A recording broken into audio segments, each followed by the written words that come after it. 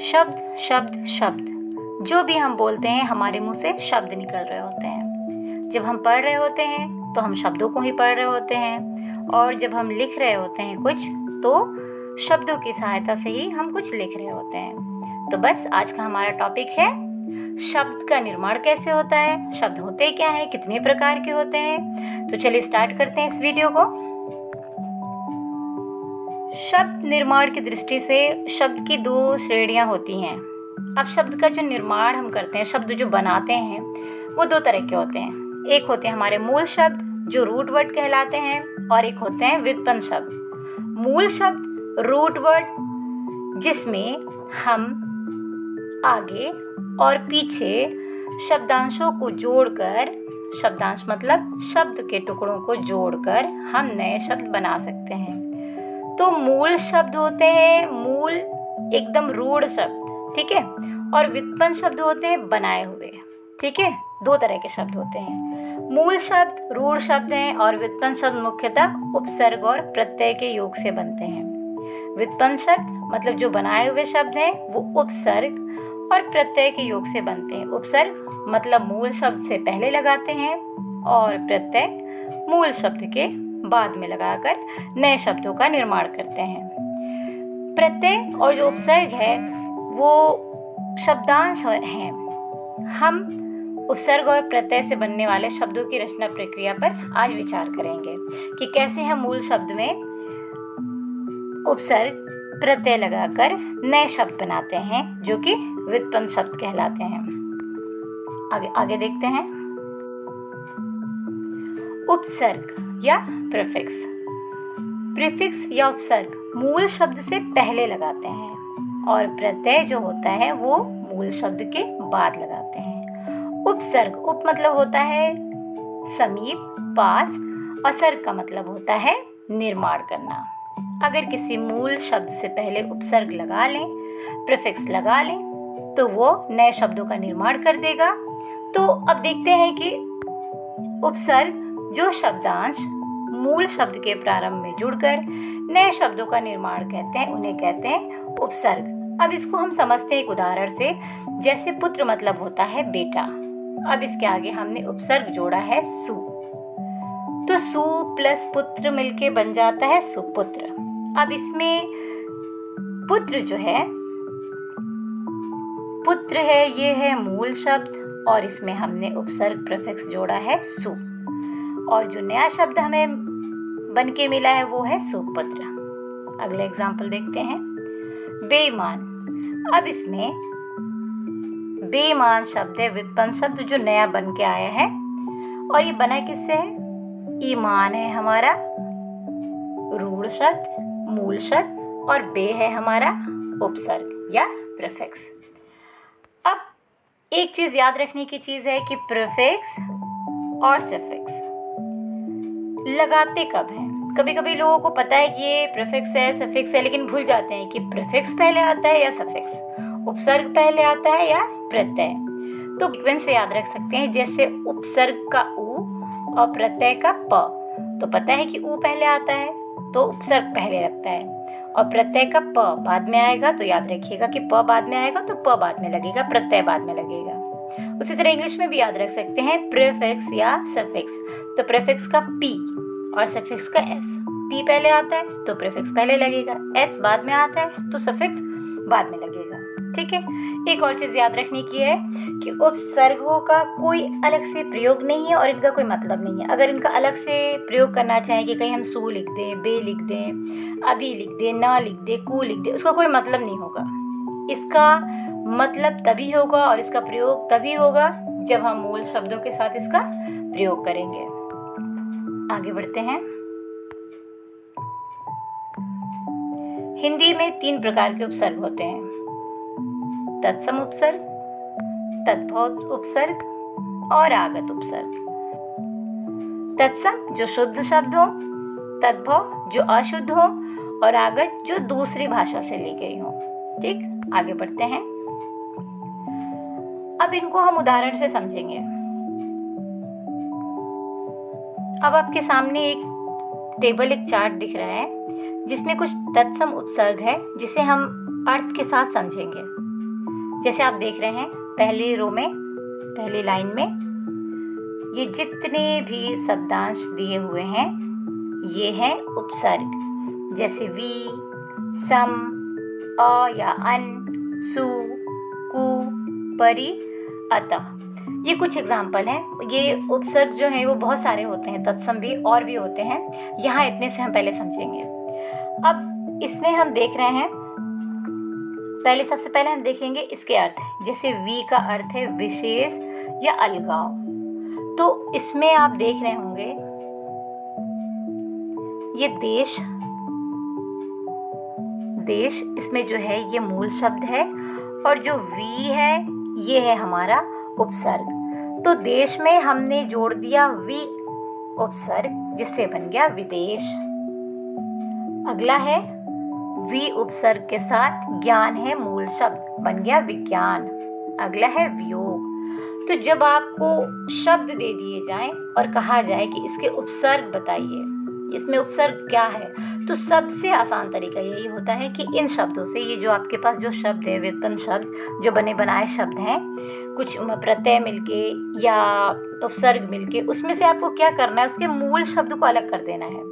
अगर आपने उसके मूल शब्द को अलग कर दिया तो आप एकदम आसानी से समझ पाएंगे कि इसमें उपसर्ग क्या है और प्रत्यय क्या है। दूसरा है हमारा सम। सम का मतलब है समान या संयोग।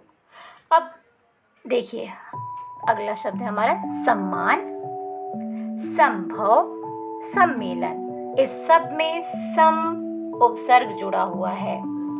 जैसे मान लीजिए मान में सम जोड़ दिया तो सम्मान। अगला देखते हैं तीसरा, अ या अन। अ या अ का अर्थ होगा अभाव। अगर भाव के आगे हमने अ जोड़ दिया तो अभाव। ज्ञान मूल शब्द है हमारा, हमने जोड़ा इसमें अ प्रत्यय, अ उपसर्ग, तो ये बन गया अज्ञान। ठीक, आगे बढ़ते हैं। अगला है हमारा सु। सु का मतलब होता है अच्छा या श्रेष्ठ। तो बोध में हमने उपसर्ग जोड़ा सु, तो बन गया सुबोध, सुगम, सुपुत्र। पुत्र मतलब बेटा, सु मतलब अच्छा, सुपुत्र मतलब अच्छा बेटा। आगे बढ़ते हैं। अगला है जैसे सु का मतलब हुआ अच्छा, तो कु का मतलब होगा खराब या बुरा, तो उसमें हमने जोड़ दिया कुपुत्र, कुकर्म। और अगला है हमारा कुमति। ठीक, आगे देखते हैं परि। परि का मतलब होता है अधिक या चारों ओर, जिससे हमारा बना है परि उपसर्ग को जोड़कर बनाया हमने परिक्रमा, परिचर्चा, परिश्रम। आगे देखते हैं अतः। अतः मतलब होता है अंत, भीतरी, भीतरी मतलब अंदरूनी, अंदर का। तो अतः शब्द से, अतः उपसर्ग से जो जोड़ के बने हैं शब्द वो है अंतःकरण, अंतर्राष्ट्रीय और अंतर्गत। आगे बढ़ेंगे। अगला हम देखेंगे तद्भव उपसर्ग। तद्भव उपसर्ग में भी हम देखेंगे उपसर्ग, अर्थ और उससे बने शब्द कि किसमें कौन से हमने तद्भव उपसर्ग जोड़ के और हमने कौन से शब्द, व्युत्पन्न शब्द पाए हैं, प्राप्त किए हैं। तो पहला है हमारा अ, अभाव।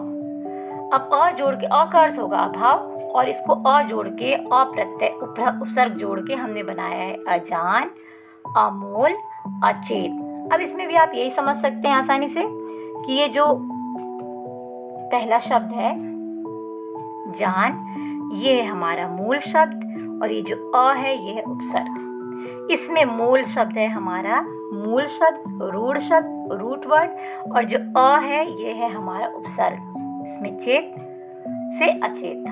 दूसरा है अन। अन का मतलब होता है निषेध या अभाव, कमी। अन को जोड़ के हमने बनाया अनहोनी, अनपढ़, अनब्याही। अगला है हमारा अध। अध मतलब होता है आधा, इसका अर्थ होगा आधा। अब आधा जैसे अध पका मतलब आधा पका, अध लिखा, आधा लिखा। ठीक है, आगे बढ़ते हैं। अगला है हमारा भर। भर मतलब है भरा हुआ, जैसे भरपूर, भरपेट, भरमार। नी, नी का मतलब है नहीं या रहित, जैसे डर से रहित या निडर। जैसे नी से हमने बनाया निकम्मा, नी से हमने बनाया निठल्ला। सब का अर्थ होगा, सब उपसर्ग है और इसका अर्थ होगा सहित या अच्छा। और इससे जो शब्द बने हैं वो है सपरिवार मतलब पूरा परिवार, परिवार सहित, या सपूत या सजिल। अगला है क या कु। क मतलब बुरा, कु मतलब भी बुरा। अब जैसे बनाया हमने क उपसर्ग लगा के कपूत, कुचाल, कुकर्म। ठीक, आगे बढ़ते हैं।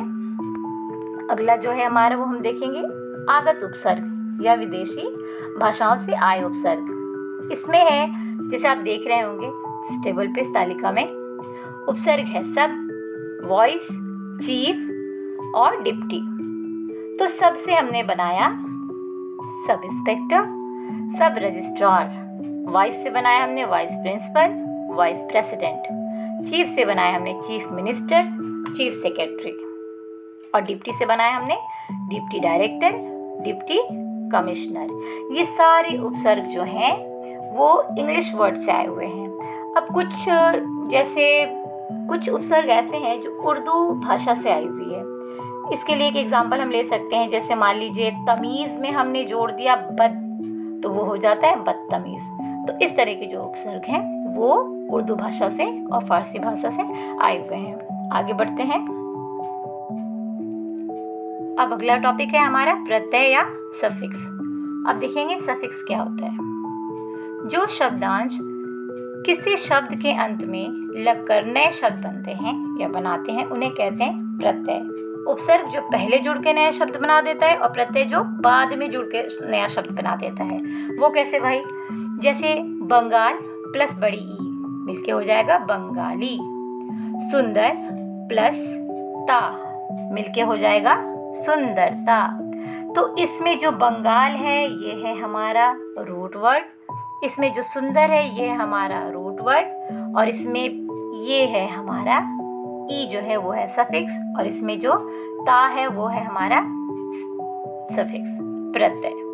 तो बंगाल में हमने प्रत्यय जोड़ दिया ई तो बन गया बंगाली, और सुंदर में हमने ता जोड़ दिया तो बन गया सुंदरता। अब देखिए प्रत्यय के भी दो प्रकार होते हैं। जैसे हमने देखा उपसर्ग के 3 प्रकार होते हैं, तद्भव, तत्सम और आगत। प्रत्यय के 2 प्रकार होते हैं, कृत प्रत्यय और तद्धित प्रत्यय। तो आगे इसको समझेंगे ये होते क्या है। कृत प्रत्यय वो प्रत्यय हैं जो धातु क्रिया के मूल रूप से जुड़कर संज्ञा, विशेषण आदि शब्द बनाते हैं, उन्हें कहते हैं कृत प्रत्यय।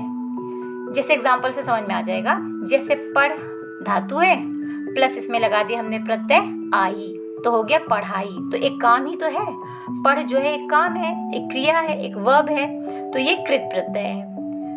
अगला देखते हैं तद्धित प्रत्यय। वे प्रत्यय जो धातु से भिन्न किसी शब्द, संज्ञा हो या सर्वनाम हो या विशेषण हो के अंत में जुड़कर नए शब्द बनाते हैं, उन्हें कहते हैं तद्धित प्रत्यय। जैसे मान लो नौकर, अब ये कोई काम तो है नहीं, ये तो तद्धित है। जैसे नौकर प्लस रानी, दोनों को मिलके क्या बन जाएगा? नौकरानी। ठीक है। गाड़ी चालक, तो क्या बन जाएगा? गाड़ी चालक। चलो जी, अब इसको हम उदाहरण से समझते हैं। अब इसमें आप देख रहे हैं एक तालिका है जिसमें आपको दिख रहा होगा कुछ प्रत्यय। ये हैं सारे प्रत्यय, आप, ई, नी, आओ, आवट और आई। ठीक है। अब देखते हैं कि इससे शब्द बने कैसे हैं। तो पहला शब्द है हमारा, जो मूल शब्द है वो है तैर। तैर में हमने जोड़ा, तैर मतलब स्विमिंग। ठीक है। अब तैर में हमने ऐड कर दिया आग, तो ये बन गया तैराक। अब अगला शब्द है हमारा प्रत्यय शब्दांश है जो है आप, और हमारा मूल शब्द क्या है? मिल। तो जब हमने मिल और आप को जोड़ा तो क्या बन गया? मिलाप। अब देखो अगला जो हमारा प्रत्यय है वो है ई। अगला प्रत्यय हमारा ई और मूल शब्द है बोल। तो जब बोल प्लस ई किया हमने तो क्या बन गया? बोली। अब अगला मूल शब्द है हमारा ओढ़, और हमारा प्रत्यय है नी। जब दोनों को जोड़ा तो हमारा बन गया ओढ़नी। अगला शब्द है चुन, प्लस आव, आव क्या है? प्रत्यय, तो दोनों को मिलके क्या बना? चुनाव। अगला शब्द है सज प्लस आवट। सज हमारा मूल शब्द है, आवट है हमारा प्रत्यय, तो इससे बन गया सजावट। ठीक, अब देखेंगे हम त्वरित प्रत्यय। अब देखो अगला शब्द, अगला प्रत्यय जो है हमारा वो है वान, और जो शब्द है हमारे ये है गाड़ी। यहाँ पे एक एरर मिस्टेक है, इसको आप लेट इट गो, इसे जाने दो। आगे बढ़ते हैं जी। अगला शब्द है हमारा वान, प्रत्यय है और हमारा मूल शब्द है गाड़ी। इसको जोड़ेंगे तो हम बनाएंगे गाड़ीवान। ठीक है, ये संज्ञा से ही संज्ञा बनेगा। ठीक है, अगला है पन। अब इसमें क्या है, हमारा ये जो शब्द है ये है लड़का, इसमें प्रत्यय जोड़ेंगे पन, तो हमारा जो शब्द बन के आएगा व्युत्पन्न शब्द, तो अधिक प्रत्यय वाला शब्द, वो बनेगा लड़कपन। अब हमारा अगला शब्द है लेख। इसमें हमें प्रत्यय जोड़ना है क्योंकि प्रत्यय बाद में जोड़ते हैं, तो ये बन जाएगा लेखक। अब आगे देखते हैं दार। अब दार में है हमारा पहला मूल शब्द, रूट शब्द है जो, वो है दुकान, और इसमें हमने जोड़ दिया दार, ये बन गया दुकानदार। अब देखो जी, संज्ञा से कैसे विशेषण बनाते हैं प्रत्यय को जोड़ के, इसके हम 2 एग्जाम्पल देखेंगे। संज्ञा शब्द में प्रत्यय जोड़ के हमें बनाना है विशेषण। अब वो कैसे बनता है? अब देखो हमारे पास प्रत्यय है आ। कौन सा प्रत्यय है? आ। और हमारे पास मूल शब्द क्या है? भूख। तो भूख में हमने आ जोड़ दिया, बन गया भूखा। ये आदमी भूखा है, ये आदमी कैसा है? भूखा, तो बन गया विशेषण। अगर भूख है तो वो क्या है? संज्ञा है। आगे देखते हैं, अगला प्रत्यय हमारा आस, और हमारा मूल शब्द जो है वो मीठा। अब ये दो, ये है आस और ये है मीठा। अब क्योंकि मीठा में हमने आस जोड़ दिया तो ये बन गया मिठास। अगला है हमारा आलू, तो हमारा मूल शब्द है दया, मूल शब्द है दया, और इसमें हमने प्रत्यय जोड़ा आलू, तो ये बन गया दयालु। तो ये बन गया संज्ञा से विशेषण, और ये बन गया संज्ञा से विशेषण। ठीक है, ये 2 उदाहरण ऐसे हैं जो संज्ञा से विशेषण बन जा रहे हैं प्रत्यय को जोड़ने के बाद। तो उम्मीद करती हूँ ये उपसर्ग और प्रत्यय आपको समझ में आया होगा। तो उम्मीद करती हूँ कि ये प्रत्यय और उपसर्ग ये समझ में आया होगा, और आपको समझ में आया होगा कि कैसे मूल शब्द को अलग करके हम उपसर्ग और प्रत्यय को आसानी से छांट के अलग करके बता सकते हैं कि इसमें उपसर्ग जुड़ा हुआ है या प्रत्यय जुड़ा हुआ है, या उपसर्ग और प्रत्यय दोनों जुड़े हुए हैं। ठीक है, तो इस तरह के शब्दों को आप सीखेंगे। मिलेंगे अगली वीडियो में, तब तक के लिए अलविदा।